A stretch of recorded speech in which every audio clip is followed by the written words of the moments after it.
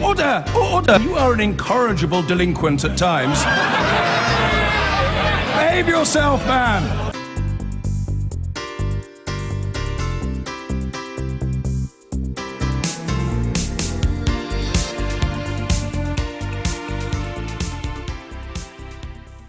Now, as we heard in the papers, a lot about Europe and Britain's fast-rising populations this week. Whoever ends up leading the campaign for Britain to leave the EU, no one has a longer track record on this than UKIP's leader, Nigel Farage. Welcome, Mr Farage. Good morning. It's been the week, really, when lots of people who are pro-staying in the EU, and I suppose the Prime Minister has made his most pro-EU comments for a long time when he was speaking in Norway about Iceland. Iceland about Norway, beg your pardon. It's been the week when we've been looking, therefore, at the options for Britain outside the European Union. Can I raise, first of all, what the Prime Minister was saying? He said, look, Norway spends more per head on the EU than we do, and more people migrate into Norway proportionally than come here, and therefore life outside is not quite so sunny.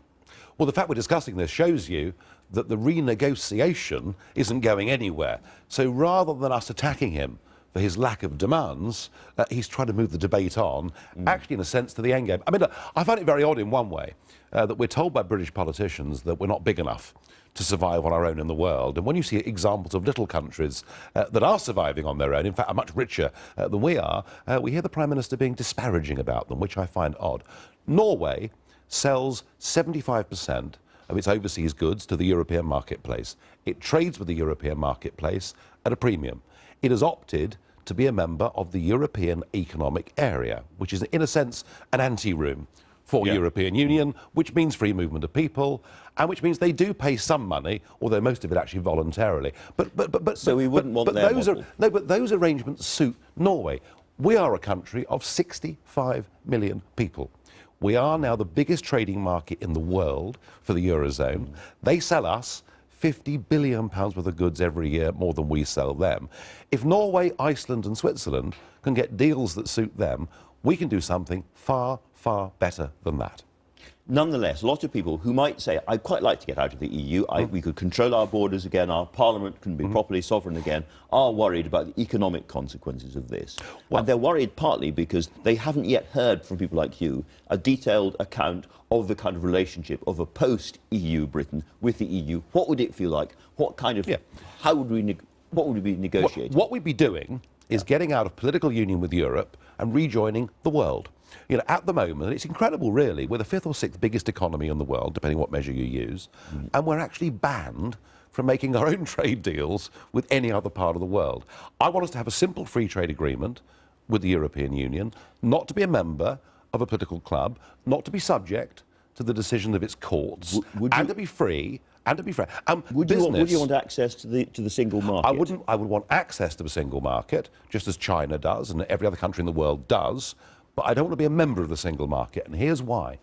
Only 15% of the British economy is exporting goods to the European Union, yet the regulations of that market affect 100% of the British economy. Now, I think, freed from political union, we'll go on buying, selling goods with each other, that's fine, but we'll be free to make our own trade deals and to look at the mass of European law which falls on our small and medium-sized businesses and to say, do you know what, with a bit of lightening up, actually, economically, we'd be far better off outside it than in. And yet countries like Norway and Switzerland, you mentioned as well, have to pay a pretty hefty price into EU coffers for the privilege of being able to trade there. Actually, Norway voluntarily pays most of this money, and it doesn't go to Brussels. It goes directly to the newer accession countries, so that is a completely different arrangement. And frankly, Cameron put that pretty falsely to people the other day. But then again, I suppose in one way... What about Switzerland? In one way, Norway can afford to give people money. It's rich. It's successful. Well, it's got fish. It's got fish and oil. Look at Scotland. Look at the east coast of England. We've given away a tremendous resource worth billions of pounds every year. Norway chooses its own deal. We will choose our own deal. We're in a much stronger negotiating position than Norway ever has been. Now, you said earlier on that we could then trade with the rest of the world. Yeah. But Michael Fremont, the US trade representative, was very, very clear this week. He said, we're not interested in a free trade agreement with a separate country. We do a free trade deal with the EU. And if Britain left the EU, we would not have a free trade deal with Britain. And therefore, British goods would be paying a tariff going into the He's the clearly US. been paid to say that, hasn't he? I mean, this is the big political club gathering around the Prime Minister, who clearly is in desperate trouble with this referendum. Look, this is laughable. You know, America's got a free trade deal with Oman. America's got a free trade deal with Australia. Are you seriously telling me that their oldest and closest global ally, with whom they do enormous amounts of business, and with whom big commercial companies would say, don't talk such nonsense? Well, he says...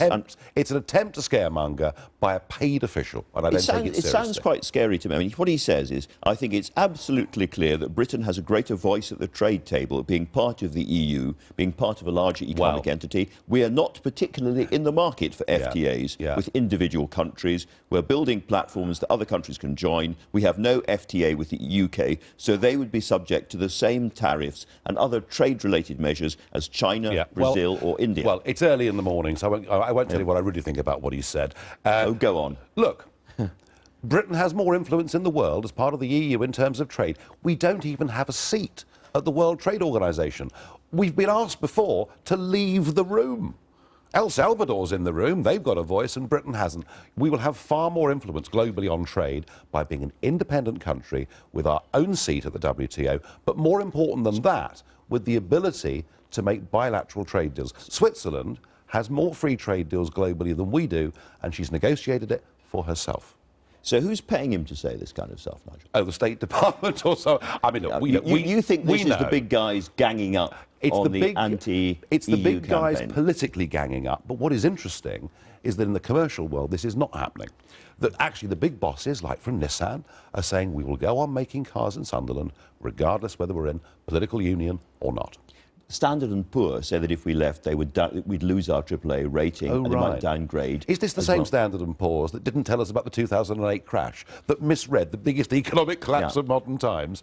Sorry, I don't think their credibility is very high at the moment. I guess the bigger point is that all these big economic voices, or many of these big economic voices, are, as it were, all now speaking from the same hymn book. And we know from the Scottish referendum, these, what you might call Project Fear, they called it up there, does have an effect. These are political voices. You know, what you're hearing from the trade envoy is a political voice, not an economic voice. What we're hearing economically from big global trading companies is Britain will continue to trade, buy and sell goods and services back and forth between Britain and Europe, regardless whether we're members of a political union or not. But, and here's our key point, freed from that, we have bigger, better global opportunities.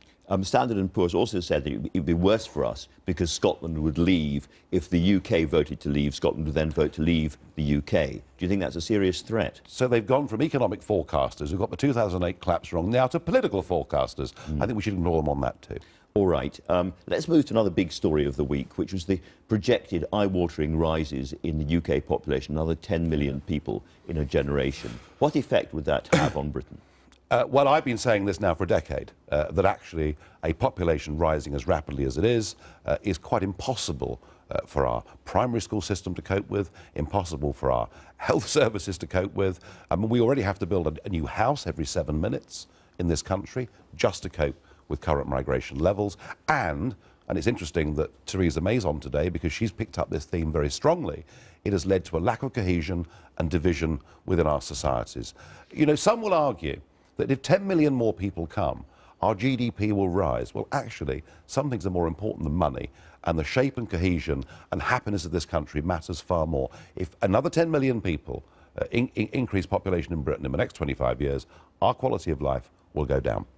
And is there any way, in your view, any way at all that we can retain control of the number of people coming in while we're inside the EU? No, absolutely not. Absolutely. There is no way we can do that. You know, we may get a deal on migrant benefits. What we will not get is a deal on an open door. And don't forget, just 2 weeks ago, the EU have decided, quite surprisingly, to speed up the accession deal with Turkey. That means another 75 million poor people will have total free rights to move to Britain or elsewhere.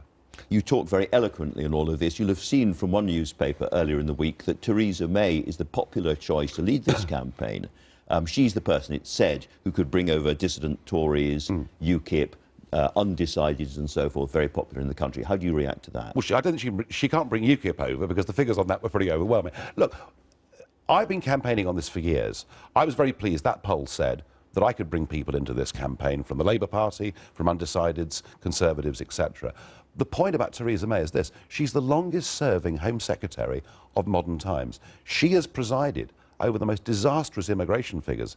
If that person was to say, look, I've been here, I've been at the sharp end, we cannot do this as EU members, we need a better way, of course the public would come behind it. And you know what? So would I too. So you'd welcome her in? Well, I'd be absolutely delighted, of course. We've got lots more to talk about, including the Oldham by-election, which is coming up, Nigel Farage. But for now, thank you very much Thank indeed. you. Thank you. What's the logic, other than a sense of panic, that the Prime Minister goes to Iceland and talks about the Norwegian option and doesn't mention the Icelandic option, maybe because 75 to 80% of Icelandic people rather like it? The logic is that he can drive a wedge into the anti-EU movement by bringing to our attention that they can't agree on what out means. Does it mean complete exit? Does it mean the Norwegian model? Does it mean the slightly distinct Swiss model of semi-detachment? Does it mean a sort of mythical third or fourth option which Britain negotiates for itself? The Eurosceptics' biggest problem is they can't agree on what exit means, and the more that Cameron talks about it, even if it's quite specious in the way he goes about it, the more he brings attention to the fact that in means something quite clear, out for the time being. Well, does it mean something quite clear? We don't know which way the Eurozone is going to go in the future. Both Mrs. Merkel and President Hollande have been talking about the need for much closer integration in the Eurozone. That has huge implications for those who are not in it. No, it doesn't. We don't know what it means in 5 years' time. But if you voted yes to stay in, you'd know what the world would be like the following day. You literally wouldn't know what the world would be like the following day if you voted out. It may be perfectly fine, and we may be able to negotiate an acceptable model of exit or semi-detachment. But the burden, I think, is on the Eurosceptics to say what out would mean literally immediately.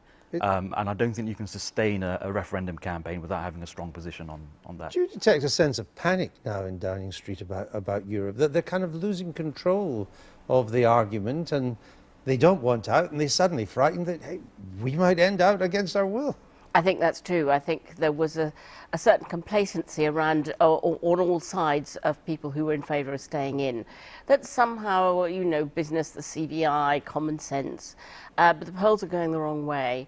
The longer that he leaves it to the referendum, the worse the migration crisis is going to look, and that's at the heart of this. And if Nigel Farage, who was really rather convincing earlier today on television, if he can persuade people, I mean, in my opinion, quite wrongly, that somehow the migration crisis will be solved if only we were out of Europe, he might be really onto a winner. And I think this has dawned on Downing Street, and it's pretty frightening because it's not going away anytime soon. Well, the migration crisis is likely to get much worse in the months ahead as we hit winter. And a lot of these refugees or asylum seekers or economic migrants, whatever you call them, their families, a lot of them, they're going to be in terrible circumstances. That'll keep it on the screens. And the moment Mr. Cameron tells his party what it is he's actually looking for, that's another crisis for him because they won't be happy. Yes, they won't be happy, and as Theresa May, you know, she was putting a big question mark over the UK's involvement in freedom of movement, and the Prime Minister is not going to get that fundamental point changed. But I mean, what is going on here is that David Cameron came out of the election and he thought he could just sort of concentrate on his renegotiation. He would then achieve a success, see whether it's success, and then make the case. And what they've now realised is that actually the in campaign and the out campaign are on the pitch, and they, the government, are not. And on that pitch, the Leave people, because they're running a very effective insurgent campaign, are doing quite well and setting the agenda. And so what the government is trying to do is hit on the head what the fundamental weakness of the Leave campaign is, which is what Janan is talking about, is that they cannot say what future we have, because when you leave the European Union, you trigger Article 50 of the Lisbon Treaty. At that point, point, you leave the European Council. You're still in the EU, leave the European Council. The European Council, which is the then 27 leaders, appoint 2 member states to negotiate with you your departure.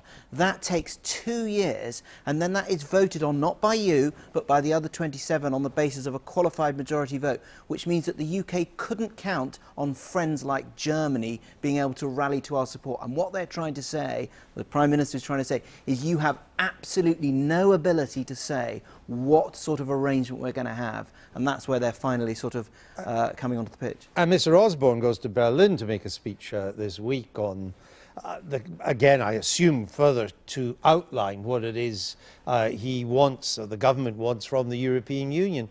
But this is becoming a problem for the Chancellor as well, isn't it? His future career, and he goes at a time when it's not been the best past 10 days for him. In fact, we're told he didn't give enough attention to tax credits because he's so busy worrying about this speech and the renegotiation. He goes down with the ship as well if this all goes pear-shaped.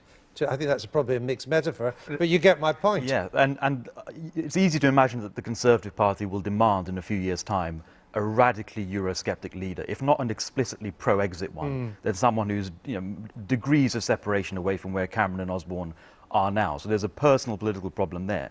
But I find the visit to Berlin fascinating because as recently as 6 months ago, it made sense to put all your eggs in Angela Merkel's basket, regard her as the Empress of Europe and someone who would do a deal through sheer political clout for her friend David Cameron. And she's now the walking wounded. Well, will she run again? She might be toppled even before then.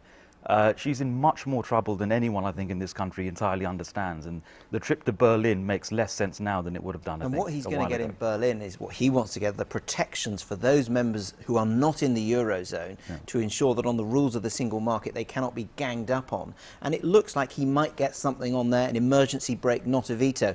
And the thing is, that will appeal to people's heads. But where these negotiations are really going to matter is in people's hearts, which is what you're talking about, migration, and on that ban on EU migrants claiming in-work benefits for 4 years. It looks like the government is really, really struggling on that one. They're backtracking on that. And we have to remember that Cameron started off saying, we're not going to go bagging on about Europe. And you know what they are. We're not going to have a referendum. Oh, yes, they are. And what's more, having a referendum at the lowest peak for any government. Right when in midterm. You're 2 years in, they'll be hellishly unpopular in the middle of all of these cuts. There will be an anti-establishment move. And I think it's really scary, voting against government.